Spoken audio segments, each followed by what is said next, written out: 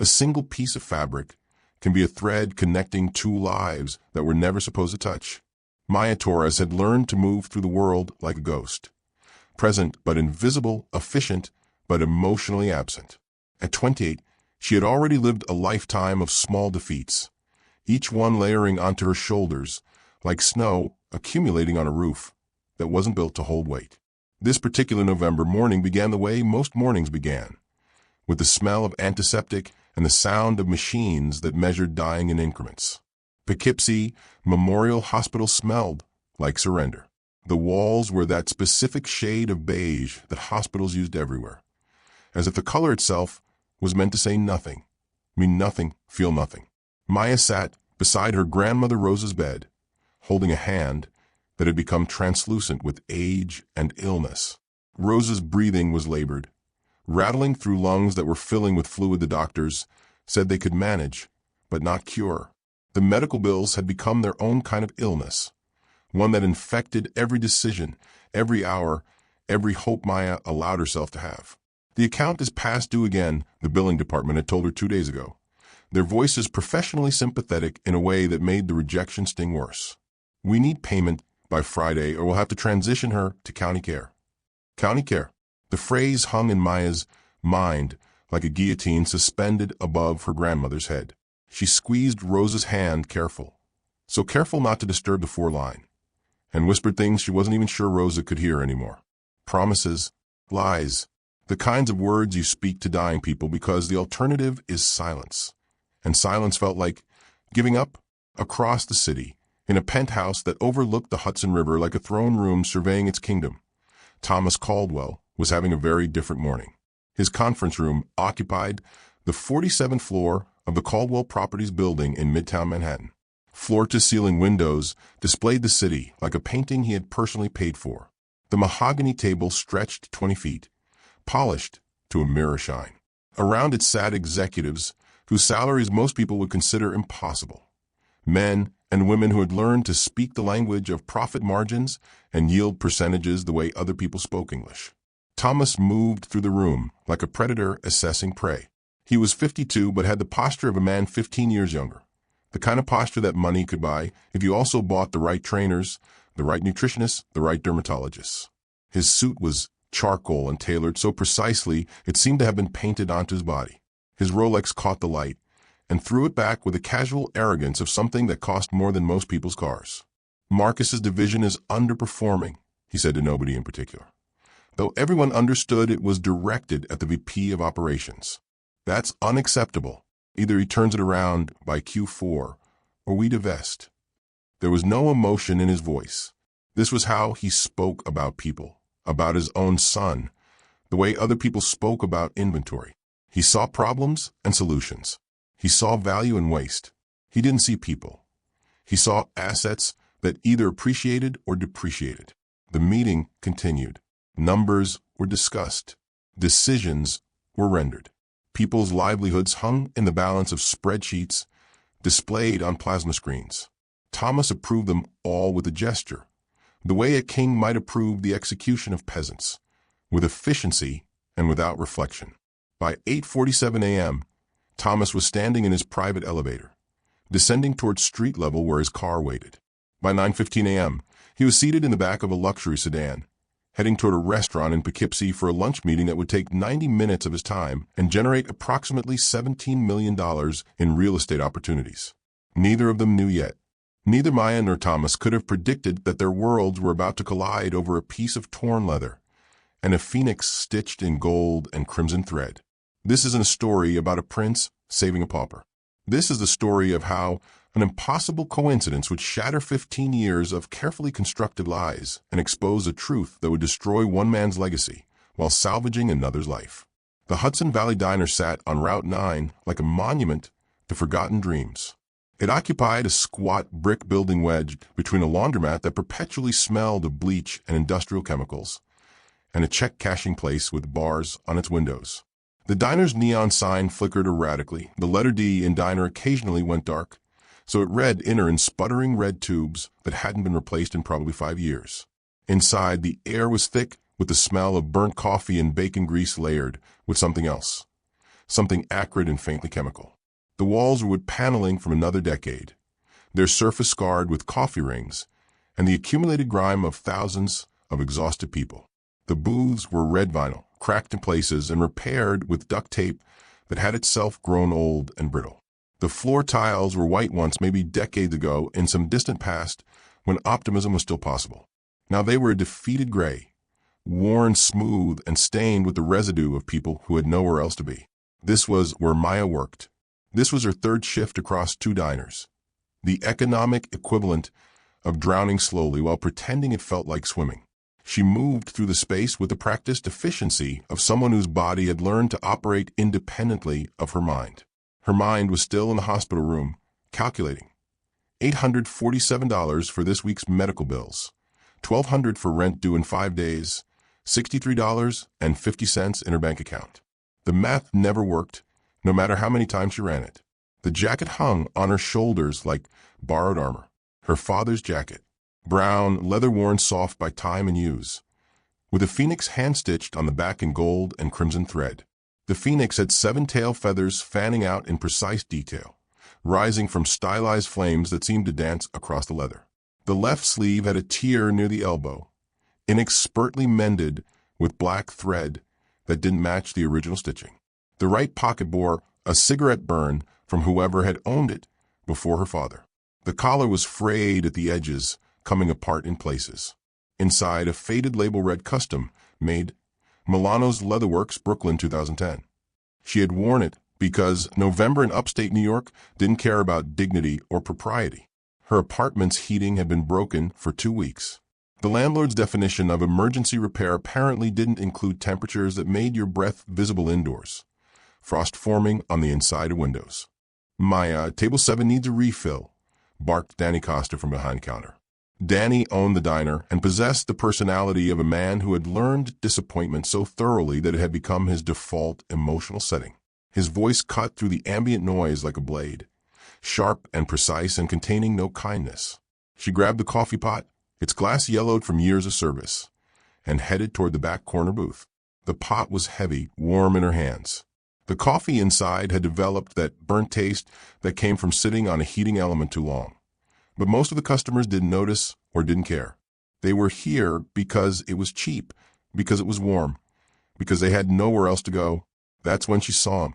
He sat alone in the booth, out of place in the way that wealth always manages to be out of place in spaces built for ordinary people. His charcoal suit probably cost more than Maya's car.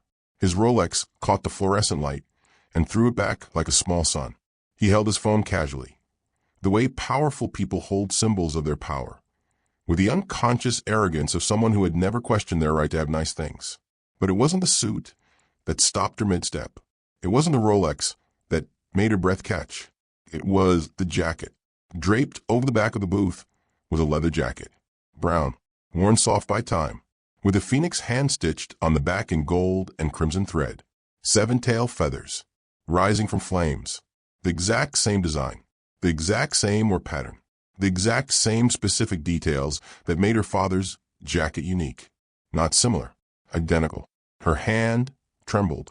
The coffee pot suddenly felt impossibly heavy. Her heart began doing something strange in her chest, not quite a flutter, but a kind of seizing, as if her body had recognized something her mind couldn't yet process. She approached slowly, each step deliberate. The man looked up from his phone, annoyed at the interruption. His eyes were pale blue, calculating, the eyes of someone used to assessing value and finding most things wanting. "Excuse me, sir," Maya heard herself say, her voice smaller than she intended. "My father had a jacket exactly like that one." Thomas Caldwell froze. His hand, which had been reaching for his coffee cup, stilled mid-motion. His jaw tightened. For a moment, just a fraction of a second, something flickered across his face. Recognition? Fear? Then his expression hardened into something cold and controlled. He looked down at Maya's jacket, at the phoenix, at the gold and crimson thread. His phone slipped from his fingers and clattered against the table. The sound seemed impossibly loud in the diner. A few other customers glanced over, then quickly looked away. Thomas stood slowly. When he spoke, his voice was low and measured and dangerous in a way that had nothing to do with volume. Where did you get that jacket? Thomas lowered himself back into the booth with the deliberate control of a man who had learned to weaponize every movement. He gestured for Maya to sit, and she did, because refusing felt more dangerous than complying. Up close, she could see the expensive details of his face, the kind of skincare that cost more than her monthly rent, the subtle cosmetic work that erased signs of age without announcing itself loudly. That jacket, he began, his voice carrying the weight of absolute certainty, was commissioned 15 years ago, specifically for my son Marcus's 16th birthday. I had it made by an artisan in Brooklyn, one of the finest leather craftsmen in the city, Milano's Leatherworks. You've probably never heard of it. He said this last part not as a statement, but as a fact about her limitations. There were only 2 jackets ever made, Thomas continued, reaching for his phone. One for Marcus, one as a backup, a second piece in case anything happened to the first. Custom commissions like this aren't something you replicate. The artisan doesn't keep the molds. The design is unique, singular. He swiped through his phone with the practiced efficiency of someone used to controlling narratives with technology. He turned the screen toward Maya. The photograph showed a teenage boy, Marcus presumably, wearing a jacket identical to both of theirs. The boy was maybe 16, standing in front of a Manhattan skyline, smiling with the unconscious confidence of someone who had never worried about money. The original was lost in a fire at one of our construction sites in 2010, Thomas said. Tragic accident. The backup was stolen from my car that same year. I've spent 15 years accepting that loss because those jackets meant something to my family. They represented a milestone, a memory. He leaned back, creating distance between them, a physical manifestation of superiority. Now, Miss Torres, I'm going to ask you directly. Where did you acquire that jacket? Maya felt something crystallize inside her, a hardness born from years of being dismissed, underestimated, treated like she didn't matter. My father gave it to me, she said, her voice steady despite the trembling in her hands. Before he disappeared, when I was 7 years old, he wore it every single day before that. He was a construction worker. His name was Diego Torres. Thomas's expression didn't change, but something flickered behind his eyes, something that looked like recognition quickly suppressed. Your father, Thomas said slowly, was a construction worker, and he had a jacket commissioned by Milano's Leatherworks in Brooklyn in 2010. He did, Maya said. I have photographs from 2009. He's wearing this exact jacket. That's impossible, Thomas said, and the word carried finality. Not a question, but a judgment rendered. Because either your father was a thief who stole my backup jacket from my car, or you're lying about where you got this. Those are the only 2 options available to you. The accusation hung in the air between them like smoke. Around them, the diner had gone quiet. Maya could feel the other customers watching, could feel the particular weight of human attention focused on her. A woman at the counter whispered something to her companion. Another customer looked away deliberately, the way people do when they see something they don't want to acknowledge. Danny Costa appeared beside the booth like he'd been summoned by psychic distress signals. Everything okay here? He asked, though his tone made clear he wasn't asking out of concern for Maya's well-being. Your employee is making some interesting claims, Thomas said, his voice taking on a tone that suggested he was addressing an equal, which meant Danny would do whatever Thomas wanted. Claims that might constitute defamation if she continues making them. Maya, that true? Danny's voice had taken on an edge Maya recognized. The edge he used when he was about to fire someone. I'm just telling him the truth, Maya said. Well, maybe keep your truth to yourself, Danny said. We don't need customers feeling uncomfortable. Thomas reached into his wallet and extracted 5 $100 bills. He placed them on the table with the casual contempt of someone using money as a weapon, a silencer, a way of buying the right to dismiss people. For your trouble, Thomas said to Maya, and to buy yourself a new jacket, one that actually belongs to you. He stood, collecting his own jacket from the booth's back. He was taller than she'd realized, over 6 feet, with the posture of someone who had learned that taking up space was a form of power. He held the jacket casually in one hand, the phoenix stitching visible even from this distance. This conversation is over, he said. Wait. The word came out of Maya's mouth before she could stop it. before fear could counsel her into silence, before survival instinct could override the part of her that was suddenly completely furious. Thomas paused, turned back slightly. His expression suggested he was giving her exactly 3 seconds of his time. Maya stood, her legs unsteady but her voice solid. She pushed the $500 back across the table. The bills scattered slightly, one falling to the floor. "I don't want your money," she said. "I want to know why you have my father's jacket." Thomas studied her for a moment, really studied her, as if seeing her for the first time. His face was a mask of controlled contempt. But something else was there too, something that looked almost like fear. "You have 2 choices," he said quietly, his voice dropping so only Maya could hear. "Option 1, you walk away from this. You stop making accusations. You take the money and forget this conversation happened. You go back to your life as a waitress in a diner that smells like regret." He paused, letting the words settle like poison. "Option 2, I make 1 phone call. 1. And you don't just lose this job. You lose every job in the city. I own half the restaurants in Manhattan. I have relationships with the other half. Your name becomes radioactive. You'll be unemployable. Your grandmother will end up in county care, and you'll be working cash jobs on the table just to survive." He said this with the calm certainty of someone stating a fact about weather, not a threat about someone's future. "So which will it be?" Maya's heart was pounding so hard she thought it might break through her ribs. Her hands were shaking. Every rational part of her brain was screaming at her to take the money and disappear, to accept the version of reality Thomas was offering. But she thought of Rosa, of the hospital bed, of the machines that measured dying in increments.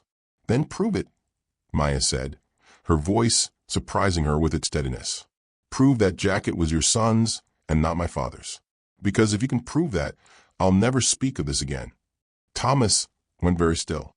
Something shifted in his expression, a calculation occurring behind his eyes. He looked at her jacket, then back at her face, then at his own jacket, still held casually in his hand. "Fine," he said quietly. "Monday morning, my office. Caldwell Properties, 47th floor. Bring your jacket and any proof you have that it belonged to your father. We'll settle this definitively." He reached into his wallet again and extracted a business card. "Thomas Caldwell, CEO. An address in Midtown. A phone number." He set it on the table with deliberate precision. "And Miss Torres? Don't be late." He placed a $100 bill on the table, a tip, which meant the $500 had been payment for something else entirely, and walked out without waiting for a response. The diner door chimed as he left. Through the window, Maya watched him approach a sleek black Mercedes. A driver got out to open the door. Thomas disappeared into the back seat, and the car pulled into traffic smoothly, without urgency. Maya stood holding the business card, her hands shaking so badly she could barely read it. The end of her shift came with Danny pulling her aside near the kitchen. "Don't pull that kind of stunt again," he said, his voice low and dangerous. "Whatever that guy's problem was, you made it my problem. Next time, you're done here. Understand?" Maya understood. She always understood. Understanding was all she had. She drove to Poughkeepsie Memorial Hospital in the dark, the jacket wrapped around her shoulders like armor that wasn't working anymore. The parking lot was nearly empty. Inside, the fluorescent lights seemed brighter at night, more aggressive, as if they were punishing the building for its function. Rosa was unconscious, the machines around her bed beeping their mechanical rhythm. A nurse, Marcus, according to his name tag, was checking her for. "How is she?" Maya asked, though she already knew the answer from the machines, from the way Rosa's breathing sounded. "No change," Marcus said gently. "That's about as good as it gets at this stage." "The billing department called me yesterday," Maya said. "They said we need $4,000 by Friday or she transfers to county care." Marcus didn't say anything, which meant he'd heard this before, which meant it was routine, which meant her grandmother was about to be moved to a facility where the machines would probably still beep, but nobody would love her while they did. Maya sat in a plastic chair beside Rosa's bed and examined her jacket closely. She ran her fingers over the stitching, the worn leather, the tear near the elbow. That's when she noticed it, something she'd somehow missed in the 8 years she'd owned this jacket. A tiny detail hidden in the interior pocket, stitched so carefully it was almost invisible. Initials, hand-stitched in thread that matched her father's handwriting. DT 2010. Her father's handwriting. The way he'd always made his D's with a particular flourish. The way his T's were precise and deliberate. Diego Torres. 2010. Maya held the jacket to her chest and began to shake. The Caldwell Properties building rose 47 stories into the Manhattan skyline like a monument to someone's ambitions. Maya arrived 20 minutes early, her jacket draped over her arm, a manila folder containing photographs of her father in her other hand. She felt completely out of place, a ghost in a building full of people who all seemed to know exactly where they belonged. The lobby was all glass and marble and the particular cold efficiency of serious money. The security guard barely glanced at her when she gave her name. 47th floor, he said, gesturing toward elevators that probably cost more than her car. Thomas's assistant, Rebecca Chin, met her at the elevator doors. She was impeccably dressed, which made Maya acutely aware of her own appearance. The waitress uniform under her jacket, her hair still damp from the emergency shower she'd taken that morning. Rebecca's smile was professionally warm in a way that suggested practice without sincerity. Coffee? Rebecca asked, the question containing layers of implication. Coffee meant something to you, but I'm offering it anyway because I'm more civilized than you. No, thank you, Maya said. Rebecca led her to a conference room with floor-to-ceiling windows overlooking the city. The table was polished mahogany, long enough to seem designed for drama. Thomas was already there, along with two other men, one in an expensive suit who looked like a lawyer, the other in business casual who looked more analytical. Maya Torres, Thomas said, as if confirming her identity to himself. This is my legal counsel, Richard Brennan, and our private investigator, James Wu. James Wu stood and offered his hand. His grip was firm but not aggressive, the grip of someone used to making assessments without needing to prove anything. Show me what you've got, he said, and his tone suggested genuine curiosity rather than skepticism. Maya placed her jacket on the table. Thomas placed his beside it.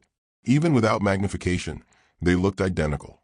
The same were pattern, the same specific details of damage and age.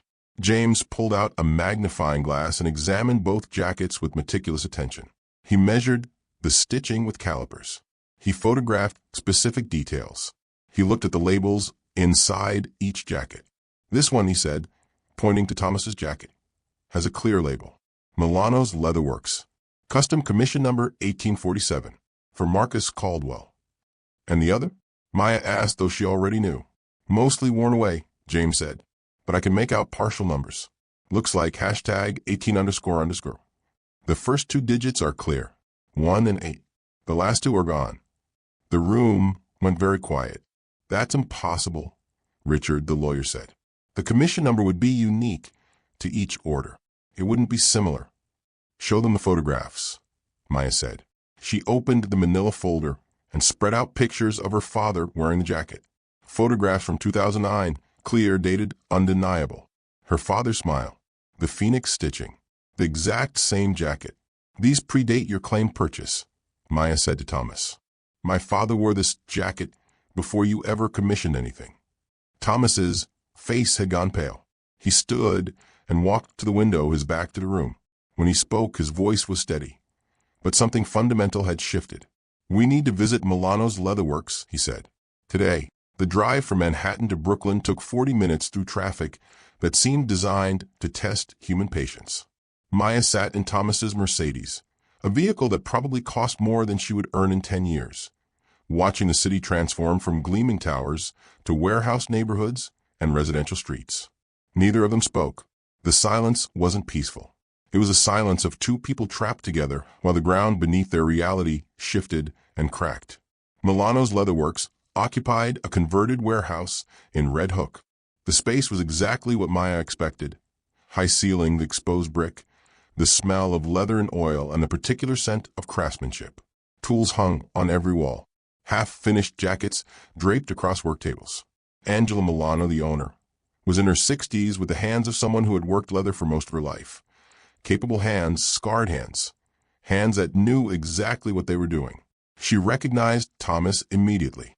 Mr. Caldwell, she said, her accent carrying traces of Italian. "It's been many years." "Angela," Thomas said, "I need to see your records from 2010. 2 specific commissions." Angela's expression shifted, became more cautious. She disappeared into the back and returned with an old leather ledger. She opened it carefully, running her finger down entries written in meticulous handwriting. "Commission 1847, she said. "For Marcus Caldwell. 2 jackets. Same design. Ordered September 2010. Delivered September 2010. "And before that," Maya said, "is there a commission 1846? Angela flipped the page. She went very still. "Commission 1846, she said slowly. "Same design. 2 jackets. Ordered September 2010. Same day as commission 1847. Same day. Client name, Diego Torres." The words seemed to hang in the air of the workshop, like ghosts made suddenly visible. "That's not possible," Thomas whispered. "They came in together," Angela said, and there was something almost tender in her voice. The voice of someone remembering a moment that had seemed ordinary at the time but was now revealing itself to be significant. "Both men. Very close. Friend, I think. Maybe brothers?" They laughed together, sat right there at the counter and designed these jackets together. Same design. They wanted matching pieces. They paid cash, very specific about every detail. "Do you remember them?" Maya asked, her voice smaller than she intended. "I remember them very clearly," Angela said. "You don't forget people like that. They were serious about something, like they were commemorating something, making a promise to each other through these jackets." She looked at Thomas directly. "You were thinner then, younger. You kept saying something about the phoenix rises. That's what inspired the design. You said you wanted something that symbolized rebirth, second chances." Thomas had turned completely white. He sat down heavily on one of the work stools. "Do you have any security footage?" he asked. "From that time?" "Archived," Angela said. "Digitally stored. It's been sitting on servers for 15 years. She retrieved a laptop and navigated through files with practiced efficiency. She found the date, September 15th, 2010. She pressed play. The footage was grainy, but clear enough. 2 men stood at the counter. One was unmistakably a younger version of Thomas Caldwell. The other was a man Maya recognized from old photographs her mother had shown her years ago, before he disappeared. Before he became a ghost story she told herself when she was scared. Her father. Diego Torres had his arm around Thomas's shoulder. They were both smiling. Thomas was pointing at sketches on the counter. Diego was laughing, actually laughing, with his head thrown back and his entire body engaged in the joy of it. On the counter between them, 2 leather jackets with phoenix stitching took shape under the hands of artisans working in the background. On the video timestamp it read, September 15th, 2010, 2:47 p.m. That was the same day the fire happened at Caldwell's construction site. The Mercedes was parked outside Milano's Leatherworks. Thomas gripped the steering wheel so tightly his knuckles had gone white. His breathing was shallow, controlled, as if he was afraid that if he let his guard down completely, he might come apart entirely. Maya sat in the passenger seat, her father's jacket across her lap, and waited. When Thomas finally spoke, his voice was barely a whisper. "You knew my father." It wasn't a question. Thomas pulled the car onto a side street and stopped. He turned off the engine. For a moment, he didn't move. Then his entire body seemed to collapse inward. He gripped the steering wheel, and his shoulders began to shake. "I'm sorry," he said. "I'm so sorry."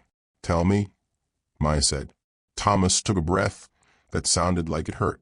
"Your father was my business partner, Diego Torres and Thomas Caldwell Construction. We started it together in 2008. Diego was brilliant, truly brilliant. He understood structure, materials, the craft of building. I understood business. We complemented each other perfectly." He paused, his hands still trembling on the wheel. "We got our first major contract in 2009, renovating a luxury hotel in Manhattan. The kind of project that could make our company. We had an investor lined up. Everything was perfect. Everything was finally going to happen." Thomas's voice cracked slightly. "But I made a choice.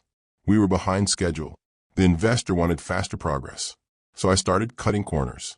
using substandard materials, not following safety protocols, saving money in ways that technically weren't illegal, but absolutely weren't ethical. He finally turned to look at Maya directly, and she could see the weight of 15 years of guilt sitting in his eyes. Your father found out. He discovered what I was doing, and he was horrified. He was going to report it. He was going to expose everything. The fire, Maya said. It wasn't a question. There was a fire at the construction site, Thomas confirmed. September 15th, 2010. The same day we got those jackets. The same day your father discovered what I'd done. It was ruled accidental. Faulty wiring due to rushed installation. He swallowed hard, but it wasn't accidental, and I didn't set it. Thomas pressed his forehead against the steering wheel. Your father was there when it started. He was alone at the site, probably gathering evidence to show authorities. He made it out, but he was badly hurt. Smoke inhalation. Burns. He should have gone to the hospital, but he didn't. He came to my apartment instead. He was terrified. Subscribe before the next twist destroys your trust in truth, because this story proves that nothing is ever as simple as it seems. He told me everything. Thomas continued, that he'd discovered who was responsible for the fire, that it wasn't an accident, that someone had deliberately set it to cover up the safety violations. He had evidence. He was going to go to authorities and give them everything. But he didn't, Maya said. No, Thomas said. He didn't. Because I offered him money. A lot of money.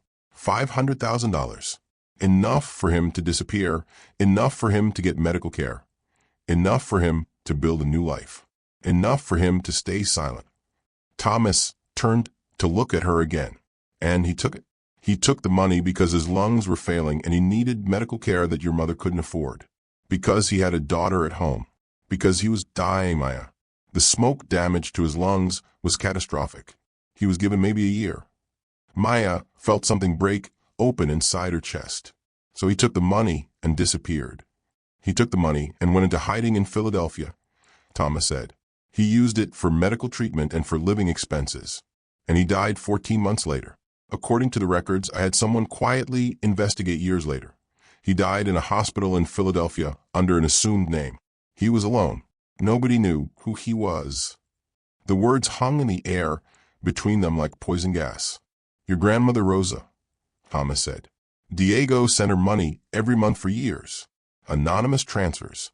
Just enough to help her survive. The money came from what I paid him. And then one day it stopped because there was nothing left to send. Because he was dead and had never told anyone where the money was coming from. Thomas reached into the glove compartment and removed an envelope.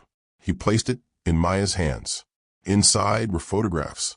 Photographs of her father in a hospital bed, gaunt and struggling to breathe. Photographs of him receiving flowers. Photographs of his grave in Philadelphia, unmarked, forgotten. I hired someone years ago to check on him, Thomas said, just to make sure he was okay, to make sure my money was helping. I wasn't noble about it. I was covering my guilt. And when I found out he was dead, I felt like I could finally breathe again, because the secret was dead too. He looked at her with an expression that suggested he was seeing her for the first time as a complete person rather than a problem to solve. You look like him, Thomas said. I realized that at the diner. I saw you and I saw him, and I couldn't process how that was possible. So I lied. To myself, to you, to everyone. The penthouse was 47 floors above the city, a space so removed from ordinary human existence that it felt like being inside a cloud made of marble and floor-to-ceiling windows. Thomas had brought Maya here after the leather workshop, after the revelations had started accumulating like evidence at a crime scene. He'd given her water in a glass that probably cost more than her monthly groceries and sat across from her on furniture that looked like sculpture. I paid him $50,000, Thomas said, and the words came out like a confession extracted under pressure. Not $500,000. I lied about that. I was ashamed of how little I valued his silence. $50,000. That was what I offered for a man's entire future. Maya didn't respond. She was still processing the photograph of her father in a hospital bed, dying in a place where nobody knew his name. He took it, Thomas continued. He took the money because your grandmother Rosa was sick. She had complications after giving birth to you. something with her heart. She needed surgery. Your mother was working minimum wage jobs. They were drowning. So your father took my blood money and paid for your grandmother's surgery and her medications and her survival. Thomas stood and walked to the window. The city sprawled beneath him. Millions of people living their lives, unaware that empires were built on the backs of people like Diego Torres. He left you the jacket, Thomas said. He told me that. Before he disappeared, he said, I'm giving my daughter the jacket. I'm telling her that I love her more than my life. The jacket is proof. He was so specific about it, so determined that you would have something from him besides absence. Thomas turned back to face her. He promised me he would never speak about what happened. He promised he would never contact authorities, never give interviews, never expose what I did. He just wanted to disappear and die quietly somewhere, and I let him. I paid for his silence with money I made from the very empire that his silence protected. And Marcus's jacket? Maya asked. Was never lost in a fire, Thomas said. I lied about that too. I gave it to charity shortly after I commissioned it. I couldn't stand looking at it. It reminded me of the night Diego disappeared, of the choice I'd made to prioritize my company over his life. So I donated it to a thrift store, and it disappeared into the world. And I told myself that meant something, that it was symbolic of moving forward. He returned to sitting across from her. Your jacket is commission 1846, Diego's original. The one I'm wearing is actually 1847, the one meant for Marcus. But I've never given it to him. I've kept it hidden for 15 years. It's my reminder, my penance, the thing I wear when I need to remember who I really am. Thomas's hands were trembling. The insurance payout from the fire was substantial. I use it to expand Caldwell Properties. Every building my company has constructed, every hotel I've built, every real estate empire I've created. It's all built on money that came from Diego Torres's suffering and silence. He looked directly at Maya. I made billions, Miss Torres. And your father died in a hospital bed in Philadelphia under a false name, with nobody who loved him at his side. Nobody even knowing he was gone until the hospital tried to find his next of kin and discovered there was no record of him anywhere. James, who arrived at the penthouse at 6:47 p.m. with his laptop and an expression that suggested he'd discovered something significant. He set up at Thomas's dining table, a table that probably seated 20 people for dinners that cost thousands of dollars per plate. I've been investigating the fire, James said without preamble, quietly on my own time, because something didn't add up about your story. He opened his laptop and displayed a series of photographs and documents. The fire investigation concluded it was accidental. Faulty wiring, he said. But the investigators' original notes suggest something different. They suspected arson. They found evidence of accelerants. They found signs that the fire was deliberately set. Thomas had gone very pale, but the investigation concluded what someone wanted it to conclude. James interrupted. The lead investigator on the case retired 6 months after the fire, moved to Florida. Shortly after, he received a substantial donation to his retirement account from an anonymous source. I traced it. The money came from Caldwell Properties. James swiped to another photograph. Security footage from the construction site dated September 15th, 2010. It showed a figure moving through the building at 6:43 p.m., carrying what appeared to be containers of flammable material. The figure was young. The figure was Marcus Caldwell. He was 17 years old. James said quietly, Your son was 17 years old. He was at the construction site that night. And the timeline matches perfectly with when Diego was there. Thomas's hands were shaking visibly now. That's impossible. Marcus was in school. He was at home. Marcus was at the construction site. James said, According to witness statements I've located, construction workers who were subsequently paid off and disappeared. Marcus was there. And he overheard Diego confronting you. He overheard Diego saying he was going to report the safety violations. He heard your son tell you that your empire was about to collapse. James clicked to another document. Marcus had access to materials used in construction. He had opportunity. And according to the accelerant analysis, someone who didn't fully understand the chemistry of fire acceleration said it. Someone young, someone panicked, someone who started the fire intending to destroy evidence but didn't realize Diego was still inside. The implication hung in the air like smoke. Your son set that fire, James said, not to cover up violations, to protect you, because he was 17 years old and he couldn't bear the thought of his father's company failing. Thomas stood abruptly, his chair falling backward. No, that's not. Marcus wasn't. Marcus was, James said, and then Diego survived the fire, barely, with severe smoke inhalation damage. And Marcus realized what he'd done. So you paid Diego off, not to protect yourself, to protect your son from a murder charge. Because if Diego had died, your son would be looking at homicide. And he didn't. But only because Diego was incredibly fortunate and unbelievably strong. Marcus has spent 15 years knowing what he did, James continued. 15 years carrying that knowledge. And he spent those 15 years making sure Diego never resurfaced to tell anyone. He's built a network. He has resources. He has connections. And he's been monitoring everything, including your meetings with Maya. Thomas felt the world tilt beneath him. The penthouse door opened without warning at 8:15 p.m. Marcus Caldwell walked in like he owned the space, which, given that Thomas had promised him the company, he essentially did. He was 32 years old, with his mother's sharp features and his father's cold eyes. He was dressed in an expensive suit and carried himself with the unconscious arrogance of someone who had never faced real consequences.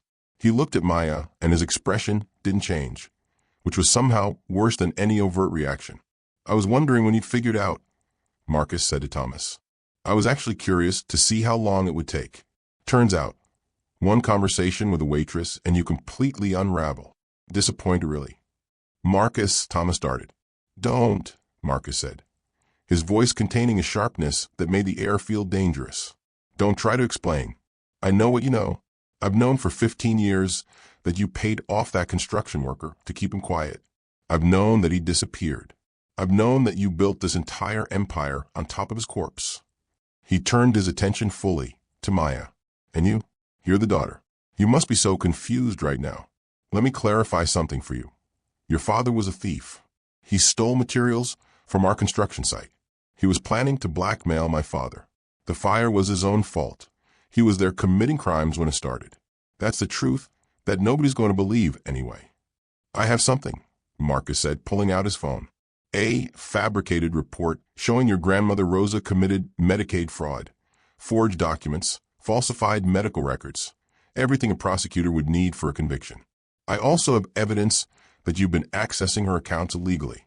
Theft, identity fraud, all of it documented, all of it prepared and ready to file with authorities. He smiled without warmth. So here's what's going to happen. You're going to leave this apartment. You're going to forget you ever met my father. You're going to go back to your diner and your dying grandmother and your pathetic life. And nobody gets hurt. And if I don't? Maya asked, her voice steady despite her fear. Then your grandmother gets arrested, Marcus said simply. She's sick. She won't survive prison. You'll spend the rest of your life knowing you could have prevented her suffering. Thomas found his voice. Marcus, you can't. I can, Marcus said. I've had 15 years to prepare for this moment. I have resources you can't imagine. I have judges in my pocket. I have police chiefs who owe me favors. I have politicians who will do what I ask. Your construction worker friend knew this. That's why he stayed hidden. That's why he never came back. Not because he wanted to, but because I made sure he understood that coming back meant Maya's grandmother would suffer. Marcus looked directly at his father. You thought you bought Diego Torres' silence with money, but the real cost was paid by his daughter. Every single day she's been alive. She's been living under the threat I've maintained for 15 years. She just didn't know it. He headed toward the penthouse door. Think about it. Make the right choice. And Mr. Wu, don't think about going to authorities. You'll find yourself unemployable within a week, and any evidence you think you've gathered will evaporate. He left as abruptly as he'd arrived, leaving behind a silence so complete it felt suffocating. Thomas looked at Maya, and she saw something break in his expression, some final defense collapsing. We're going to the charity gala tomorrow, he said quietly. I'm going to tell everyone everything. The Plaza Hotel's grand ballroom had been transformed into a showcase of conspicuous charity. 500 of New York's wealthiest people filled the space. CEOs, politicians, philanthropists, celebrities. They wore tuxedos and designer gowns, and the particular satisfaction of people who believed their presence at charity events absolved them of ethical responsibility. The event was meant to be a celebration. Thomas was scheduled to announce Marcus as the new CEO of Caldwell Properties. The succession plan, the dynasty continuing, the future secure. None of that happened. Instead, Thomas took the stage at 8:47 p.m. with Maya beside him. The screens that were meant to display inspirational photographs of the company's charitable works instead began displaying security footage from September 15th, 2010.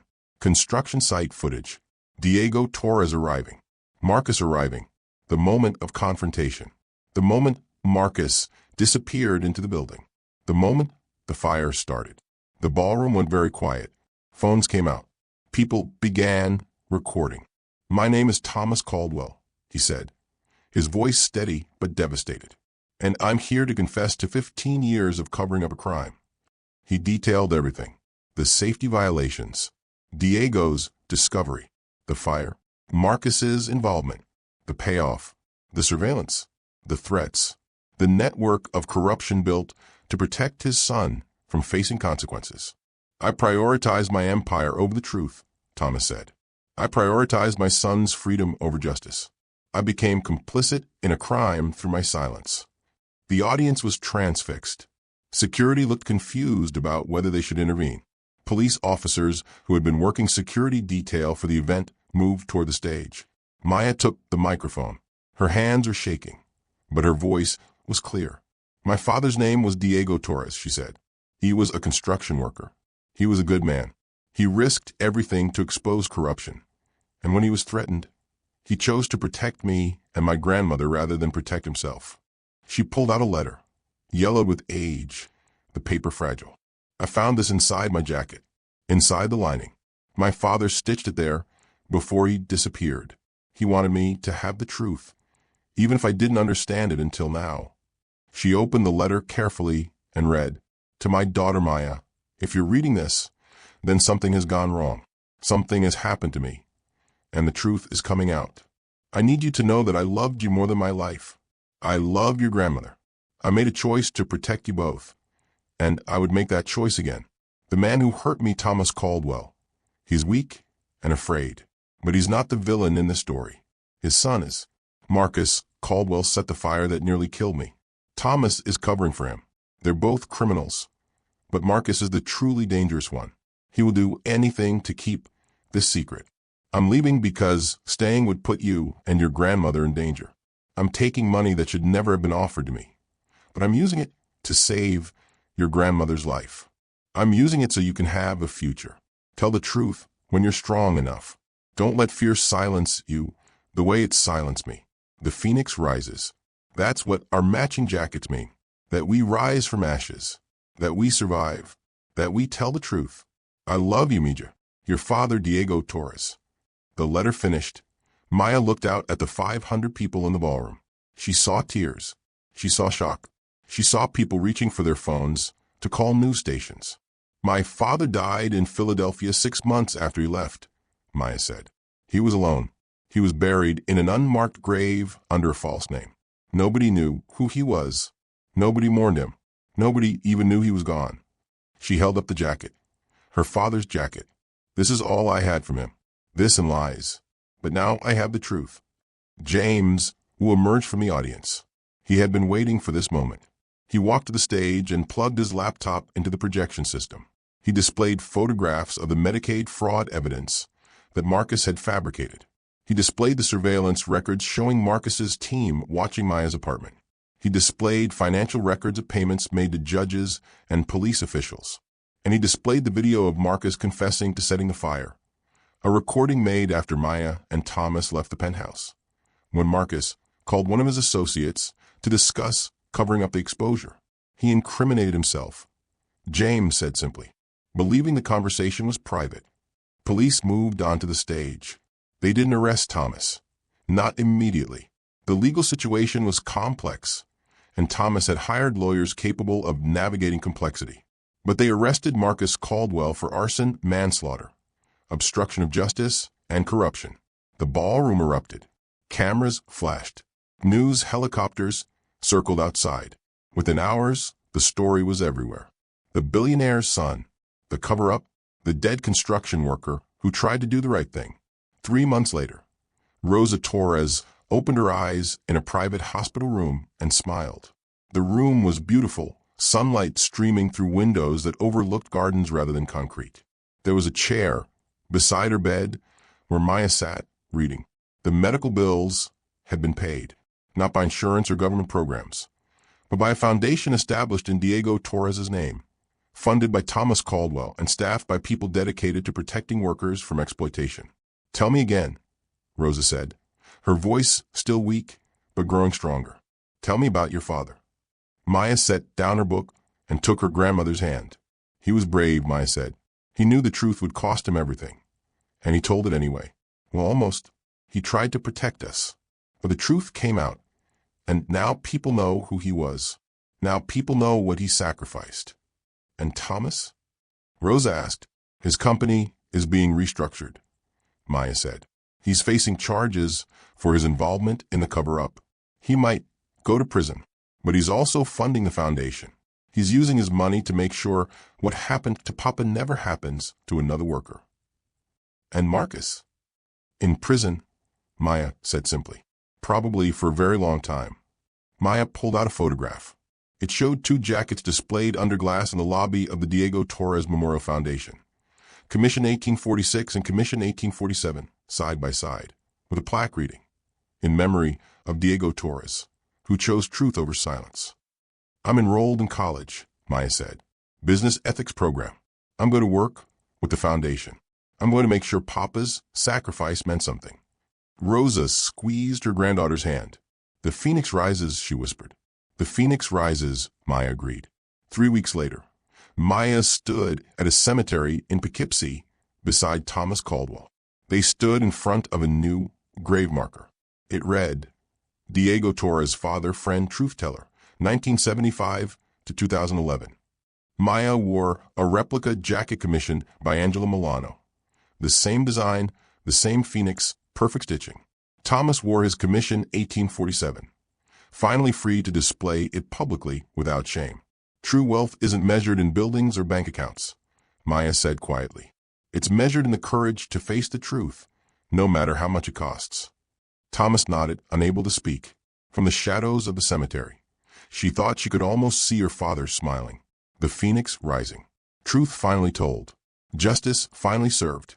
Subscribe to this channel, Maya thought, without speaking. Subscribe because truth delayed is justice waiting for the right person to have enough courage to finally speak it aloud.